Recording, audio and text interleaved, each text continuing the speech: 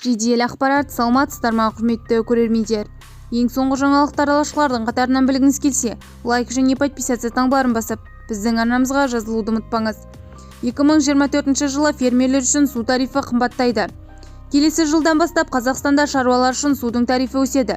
Бұл туралы су ресурстары және ирригация министрі Нұржан Нұржықытов айтты, деп хабарлады Массагет тілшісі. Оның пікірінше суды нормадан артық пайдаланғандар қосымша ақша төлеуге тиіс. Біз министрлік құрылғаннан бері бұл мәселемен айналысып жатырмыз. Қазіргі таңда барлық облыста қоғамдық тыңдаулар өткізілді. Осыған байланысты судың тарифі көтеріледі деп айта аламыз. Ең алдымен бұл суды үнемдеуге байланысты.